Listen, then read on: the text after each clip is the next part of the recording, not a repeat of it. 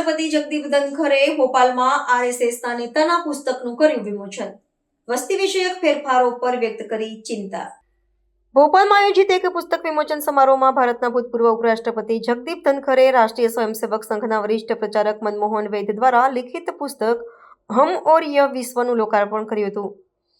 ઉપસ્થિત જનમેદનીને સંબોધતા તેમણે પુસ્તકને ભારતીય ચિંતન અને વૈશ્વિક સંદર્ભમાં વસુધૈવ કુટુંબકમની ભાવનાને ઉજાગર કરતું એક મહત્વપૂર્ણ દસ્તાવેજ ગણાવ્યું હતું. રાજીનામા બાદ લાંબા સમયે જાહેર મંચ પર દેખાયેલા ધનખરે પોતાના સંબોધનમાં રાષ્ટ્રધર્મ અને સામાજિક ચેતન પર ભાર મૂક્યો હતો. પોતાના પ્રવચન દરમિયાન ધનખરે દેશમાં વસ્તી વિષયક ફેરફારો અને તેના પાછળના બદઇરાદાઓ પર ગંભીર ચિંતા વ્યક્ત કરી હતી. તેમણે જણાવ્યું કે કેટલાક તત્વો યોજનાબદ્ધ રીતે જનસંખ્યાકીય અસંતુલન ઊભું કરી રહ્યા છે, જે રાષ્ટ્રીય સુરક્ષા અને સામાજિક સમરસતા માટે પડકારરૂપ છે.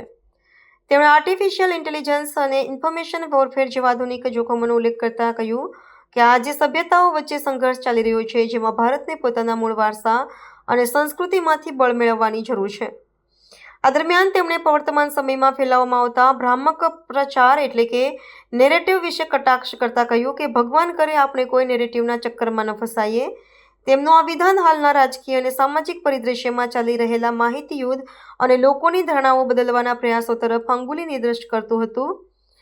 તેમણે ભારપૂર્વક કહ્યું કે આરએસએસ જેવી સંસ્થાઓ સામે ખોટા નેરેટિવ ઊભા કરવામાં આવ્યા હતા, જે હવે આ પુસ્તક જેવા માધ્યમો દ્વારા તૂટી રહ્યા છે. Distinguished audience, amid unprecedented global churning in security, we find security getting threatened. Expansion becoming a state policy of some countries. Economic challenges and menacing climate change alongside, and you know it more than I do, demographic anxieties. Demographic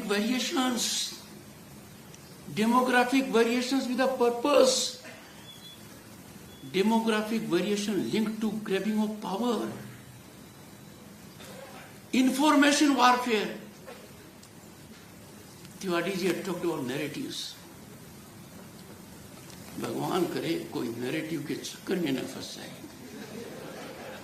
इस चक्रव्यूह में कोई फंस गया तो निकलना बड़ा मुश्किल है.